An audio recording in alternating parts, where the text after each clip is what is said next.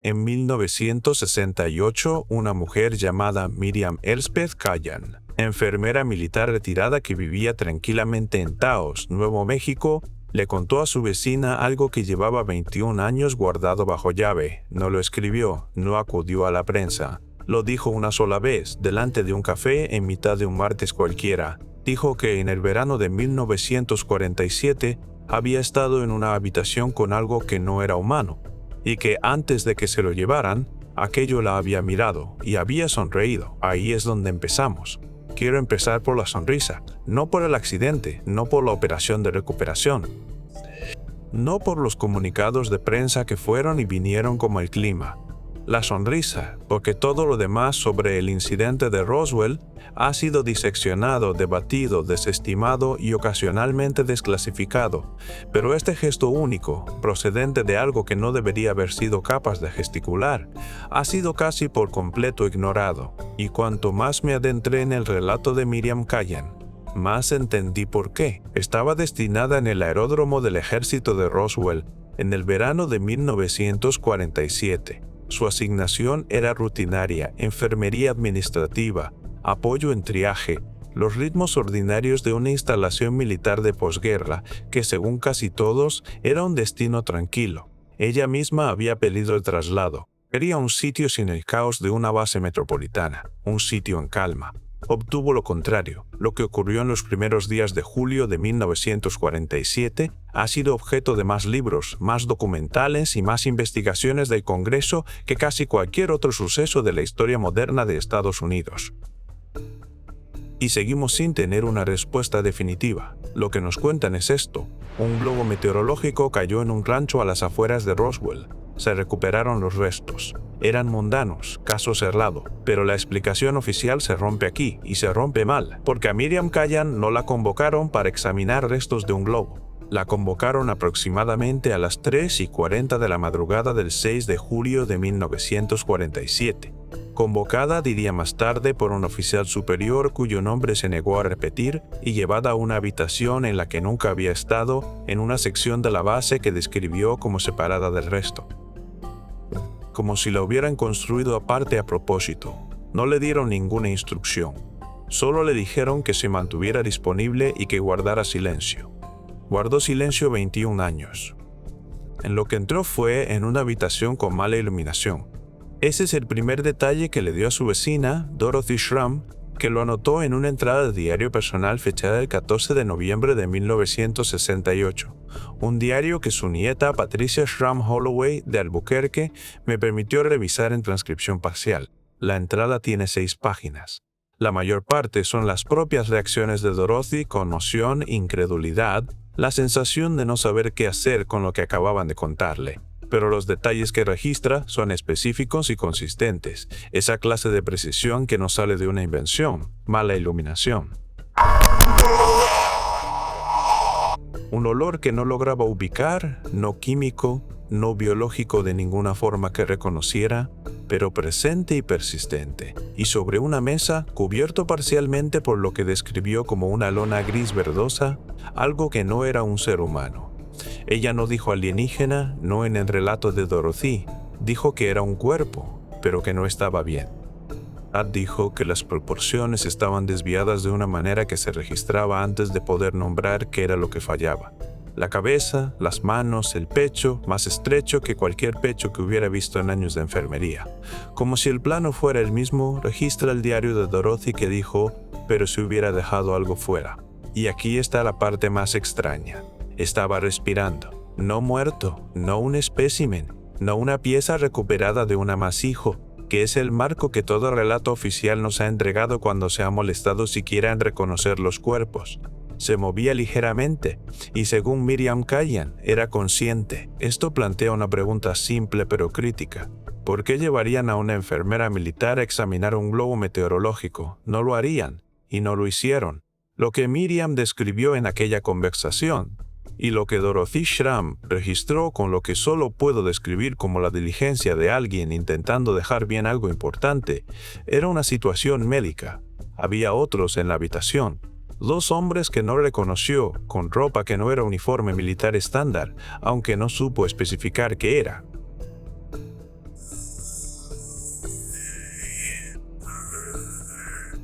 un médico al que había visto en la base, cuyo nombre conocía, pero no compartió. Y este ser, esta cosa sobre la mesa que estaba viva, mirando al techo y que en algún momento de los aproximadamente 40 minutos que ella estuvo presente, giró la cabeza y la miró directamente a ella. Déjame detenerme ahí un momento. 40 minutos en una habitación de una base militar en el verano de 1947, con un ser extraterrestre que, según su relato, estaba consciente y observaba. Y en esos 40 minutos, los únicos 40 minutos de la historia humana registrada en que una testigo creíble y con nombre parece haber estado en proximidad cercana a una inteligencia no humana viva, ¿qué se dijo? ¿Qué se documentó? ¿Qué se aprendió? No lo sabemos, porque nadie preguntó. O si lo hicieron, las respuestas han sido retiradas del registro público con una eficiencia que en sí misma merece ser examinada. Diario de Dorothy Schramm no salió a la luz públicamente hasta 2003, cuando su nieta lo mencionó en una carta a un investigador llamado Carl Hennessy, que por entonces recopilaba relatos testimoniales para un archivo privado en Santa Fe.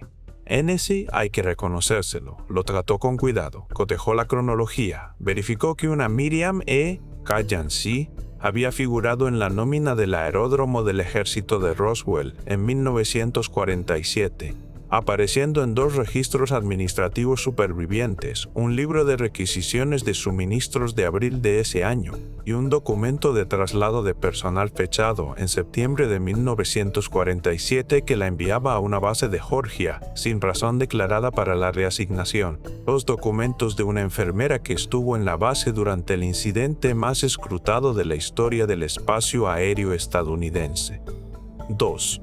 Y aquí es donde el patrón empieza a tomar forma, porque cuando empiezas a mirar a otro personal con nombre de Roswell en esa ventana, las 2 primeras semanas de julio de 1947 encuentras lo mismo una y otra vez. Registros escasos, traslados sin causa declarada, huecos donde los archivos deberían ser continuos y no lo son. Hennessy documentó 14 casos así en su informe de archivo de 2004, autopublicado en una tirada limitada de 200 ejemplares y a día de hoy casi enteramente inencontrable. Obtuve una fotocopia de 31 páginas a través de un investigador de Denver que prefiere permanecer anónimo. El patrón que describe no es aleatorio.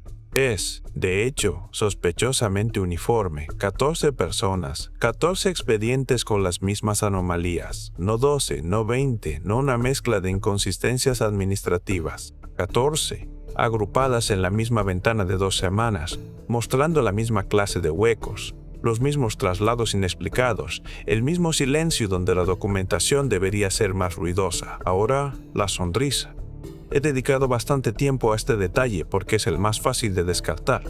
Una sonrisa de un ser no humano es la clase de afirmación que invita al ridículo antes que al examen, lo cual quizás sea precisamente la razón por la que sobrevivió, porque nadie pensó que mereciera la pena desmentirla. Pero Miriam, al parecer, se la describió a Dorothy no como una sonrisa humana, no como una expresión de calidez o reconocimiento que ella pudiera mapear sobre su experiencia. Dijo que fue un movimiento pequeño, asimétrico, un lado de una cara que no tenía la musculatura para sonreír como nosotros entendemos sonreír, y aún así algo se movió. Algo cambió, y sintió, dijo, que era intencional, que iba dirigido a ella específicamente, no a los médicos, no a los hombres con ropa desconocida, a ella. ¿Por qué a ella? Esa pregunta se me ha quedado más tiempo que ninguna otra. Era la única en la habitación que parecía asustada. Era la más joven. Era la única mujer. Hoy reconozco que esto pisa terreno incierto. Había algo en ella específicamente que aquel ser registró como distinto, significativo, digno de reconocimiento. No lo sé, no puedo saberlo. Pero me llamó la atención que Miriam, según Dorothy, nunca lo enmarcó como algo amenazante, nunca describió miedo en ese momento concreto. Describió algo más parecido al reconocimiento, como si algo la hubiera mirado y la hubiera visto con claridad, con más claridad de la que la circunstancia debería haber permitido y le hubiera ofrecido algo a cambio. Así no se describe un globo meteorológico. Hay una mujer llamada Agnes Purdy que entra en esta historia de lado, como entran casi todos los relatos que corroboran. Agnes era una lavandera civil que trabajaba en la base en 1947 y concedió una entrevista en 1979 a un programa de radio regional de Nuevo México que fue grabada pero que por lo que se ha podido determinar nunca se emitió. ¿Existe o existió una cinta de la entrevista?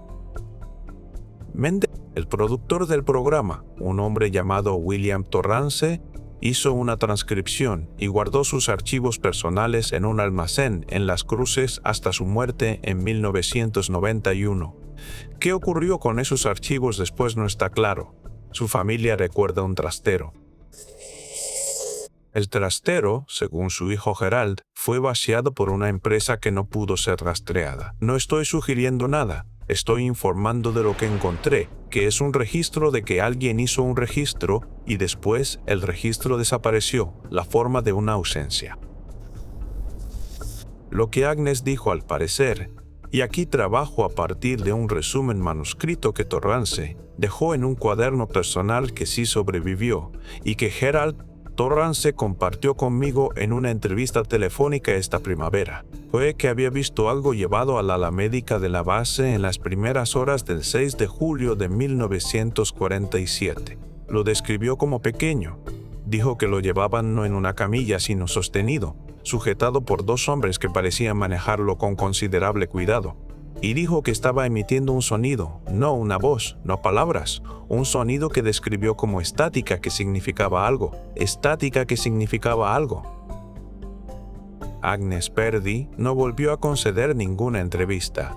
Se mudó a Tucson a principios de los años 80. No he podido localizar a ningún familiar vivo. Déjame preguntarte algo.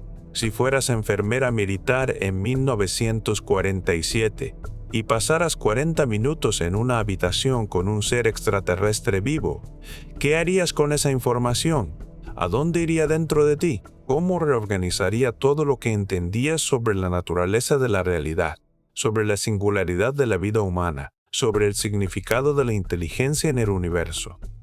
Miriam Callan se lo guardó 21 años de vida ordinaria. Sabemos que se casó en 1951, que tuvo 2 hijos, que trabajó en un hospital civil a las afueras de Albuquerque hasta finales de los 50 y entrados los 60, que finalmente se instaló en Taos. 21 años de hacer la compra, de funciones escolares y de la mecánica diaria de una existencia corriente, con esta cosa viviendo dentro de ella, este conocimiento. Y entonces una mañana se lo contó a Dorothy, una sola vez. Cuanto más profundizas en por qué la gente elige ese momento concreto, por qué guardan algo durante décadas y después lo sueltan, no ante periodistas o investigadores, sino ante una vecina delante de un café, más empiezas a entender que la liberación no va realmente sobre la información, va sobre el peso. Miriam no se lo contó a Dorothy porque quisiera que el mundo lo supiera. Se lo contó porque necesitaba decirlo en voz alta a otro ser humano antes de morir. Necesitaba que existiera fuera de ella. Falleció en marzo de 1971. Dorothy la sobrevivió 12 años. Quiero volver a la habitación, porque la habitación es donde todo se sostiene o se derrumba. Miriam describió, a través de Dorothy, un entorno que no era una instalación médica militar estándar. La mesa no era una camilla. La luz venía de una única fuente que no supo identificar, no de un tipo de lámpara que reconociera. Había equipos que no supo nombrar, y los hombres con ropa no reglamentaria estaban haciendo algo con ese equipo que ella no lograba seguir, tomando mediciones, quizá, o documentando, o comunicando, no lo sabía. Lo que sí sabía era enfermería, conocía los cuerpos, sabía qué aspecto tiene el sufrimiento en un organismo vivo. Y conocía esa alerta particular, esa cualidad concreta de la atención que tiene un ser consciente frente a un inconsciente. Y estaba segura, le dijo a Dorothy, de que aquel ser estaba consciente, de que estaba siguiendo la habitación, de que sabía en algún sentido funcional dónde estaba. ¿Puedes imaginar ser aquello? ¿Puedes quedarte con eso un momento? La posición de aquel ser, viniera de donde viniera, por lejos que fuera, cualquiera que fuese la naturaleza de su vida interior. Estaba en una habitación desconocida, sobre una mesa desconocida, en un mundo desconocido, rodeado de criaturas que quizá nunca había visto de cerca, que lo estudiaban con instrumentos que reconocía o no, y no podía marcharse. Estaba demasiado herido para marcharse, y ahí yacía, procesando esto. Y en algún momento giró la cabeza y encontró una cara en la habitación que quizá le registró como distinta, un poco asustada, un poco abierta, mirando sin el desapego clínico de los demás, y algo ocurrió en la mitad inferior de aquella cara gris. Algo que Miriam Callan entendió a través de toda diferencia de biología, de origen y de mundo, como reconocimiento. Esto es a lo que sigo volviendo. La naturaleza específica de ese gesto sugiere algo mucho mayor que un encuentro físico, porque una sonrisa, incluso una aproximación a una sonrisa, incluso un movimiento que solo se le parece, es un comportamiento social. Es un comportamiento que existe porque comunica algo sobre un estado interior. Es un comportamiento que evolucionó, presumiblemente, porque los seres que lo usaban obtenían algo a cambio, lo cual significa que aquello no fue instinto, no fue reflejo, fue comunicación intencional de algo hacia alguien a través de una distancia que debería haber hecho imposible la comunicación, y entonces se lo llevaron. Esa frase, la frase de Miriam tal como Dorothy la registró, es la que me resulta más difícil de dejar atrás. Se lo llevaron. Después de aproximadamente 40 minutos, algo cambió en la habitación. Los hombres del equipo se volvieron resueltos. El médico se apartó y el ser de la mesa fue trasladado. Ella no vio a dónde. La escoltaron fuera antes de que eso ocurriera, pero oyó algo al salir. Le dijo a Dorothy que oyó desde detrás de la puerta cerrada un sonido que solo pudo describir como un tono largo que se detuvo. Un tono largo que se detuvo. Nunca volvió a oírlo. Nadie, ningún relato superviviente menciona un tono. No aparece en ningún documento, oficial o no, que yo haya podido encontrar. Existe únicamente en 6 páginas de un diario personal escrito por una mujer que reportaba lo que su vecina le contó delante de un café en noviembre de 1968. Y es, o bien el detalle menos verificable de todo este relato, o bien el más importante. Todavía no lo he decidido. La historia oficial de Roswell es pulcra. Globo, restos, identificación errónea, caso cerrado. Lo que la evidencia sugiere es algo considerablemente más desordenado. No de forma conspirativa, no de una manera que exija postular una intención oscura, sino del modo en que los encuentros genuinos con los desconocidos son siempre desordenados. No se resuelven, se acumulan. Dejan rastros en los lugares equivocados, en el silencio de una enfermera, en el diario de una vecina, en una entrevista de radio que nunca se emitió, en un trastero vaciado por una empresa que no pudo ser rastreada. No es caos, no es coincidencia, es patrón. Y el patrón, seguido hasta su final, se abre a una pregunta que creo que es el verdadero centro de esta historia. No quién estaba en la habitación, no qué hacía aquel equipo, ni siquiera qué era el ser o de dónde venía. La verdadera pregunta es qué ocurrió en esos 40 minutos que nunca se registró, porque esto es lo que muestra el archivo. Faltan notas. No solo del expediente de Miriam Callan, de toda el ala médica del aeródromo del ejército de Roswell para el período del 5 al 9 de julio de 1947. Esos registros existieron en algún momento. Lo sabemos porque el libro del inspector de las instalaciones, de agosto de ese año, hace referencia a ellos en un inventario rutinario de cumplimiento. Para 1953, cuando un investigador solicitó formalmente por primera vez acceso a la documentación médica de Roswell bajo los precursores tempranos de lo que sería la Ley de Libertad de Información, la respuesta llegó así: registros no disponibles, no clasificados, no restringidos, no disponibles. Hay una diferencia, y esa diferencia importa. ¿Qué podrían haber contenido 40 minutos con una inteligencia extraterrestre viva? ¿Qué podría haberse dicho, comunicado, gesticulado o transmitido en la forma que tomara su comunicación? ¿Qué era el tono largo que se detuvo? Iba dirigido a los demás en la habitación. Era un intento de lenguaje.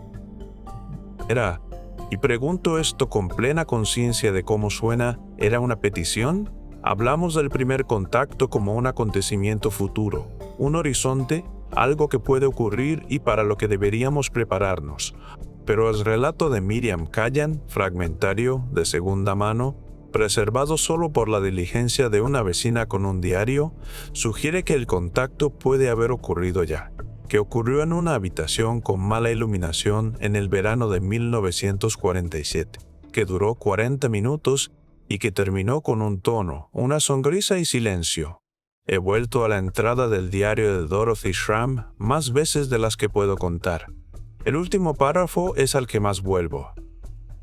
Dorothy escribe que después de que Miriam terminara de contárselo todo, después de que el café se enfriara y la mañana siguiera su curso, y de que se quedaran allí sentadas en ese silencio que dos mujeres corrientes sostienen cuando comparten algo extraordinario, Miriam dijo una cosa más. No sobre el ser, no sobre la habitación, sobre sí misma. Dijo, pienso en si consiguió volver. Es en lo único que pienso de verdad, no en qué era, no en qué significaba para la humanidad, no en las implicaciones filosóficas de que exista conciencia en otro lugar del universo. Solo, consiguió volver es la respuesta más humana a un encuentro inhumano que me he encontrado jamás. Y llevo en esto el tiempo suficiente para saber que en las respuestas humanas es donde suele vivir la verdad. ¿Consiguió volver? ¿Y dónde está el volver para algo así? ¿Hay un lugar, a una distancia que no podemos concebir, donde un ser llegó a casa habiendo visto algo que no debía ver? Nuestros cielos, nuestras caras, nuestro miedo, nuestra curiosidad.